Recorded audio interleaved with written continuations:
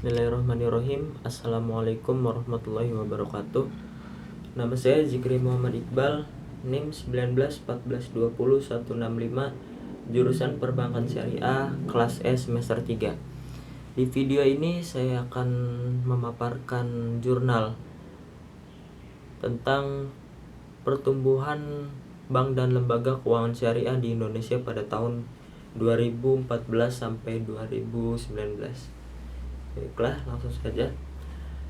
Sejarah perkembangan dalam bank dan lembaga keuangan syariah di Indonesia sebagai sebuah negara yang berpenduduk muslim terbesar di dunia baru pada akhir-akhir abad ke-20 ini memiliki bank-bank yang mendasarkan pengelolaannya pada prinsip syariah. Pada awal berdirinya negara Indonesia, perbankan masih berpegang pada sistem konvensional atau sistem bunga bank. Secara regional, perlambatan pertumbuhan perbankan syariah juga terjadi di berbagai wilayah.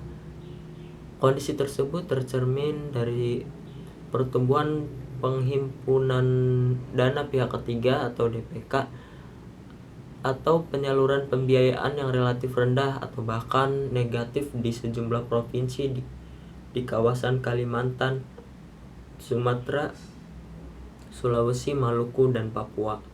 Secara proporsi, perkembangan perbankan syariah masih terkonsentrasi di wilayah ibu kota, yaitu DKI Jakarta, terutama dari sisi penghimpun DPK yang mencapai 50,5%. Namun demikian, proporsi pembiayaan yang disalurkan di wilayah ibu kota yang mencapai 40,2% atau lebih rendah dibanding proporsi dana yang dihimpun mencerminkan keberpihakan perbankan syariah terhadap pengembangan perekonomian di luar wilayah ibu kota.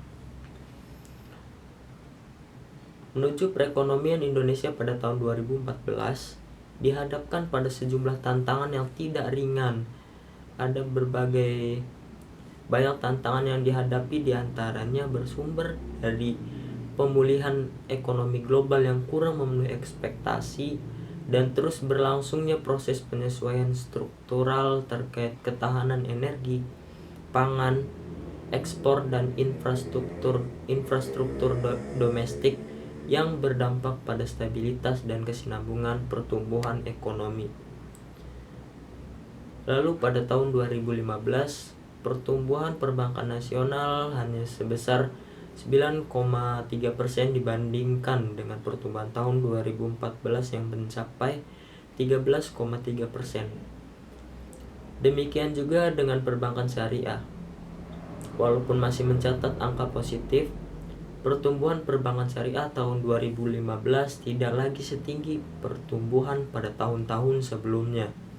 Pertumbuhan positif menandai perkembangan perbankan syariah tahun 2015 setelah 3 tahun terakhir mengalami perlambatan pertumbuhan. Pada akhir tahun 2016, perbankan syariah Indonesia yang terdiri dari Bank Umum Syariah, unit usaha syariah, dan Bank Pembiayaan Rakyat Syariah mencatatkan pertumbuhan asetnya, pembiayaan yang diberikan, dan dana pihak ketiga industri perbankan syariah nasional pada tahun 2015 tumbuh signifikan, masing-masing sebesar yaitu 20,28%, 16,41%, dan 20,84%. Kemudian secara umum, kondisi perekonomian dan keuangan syariah di Indonesia pada tahun 2017 menunjukkan perbaikan pertumbuhan.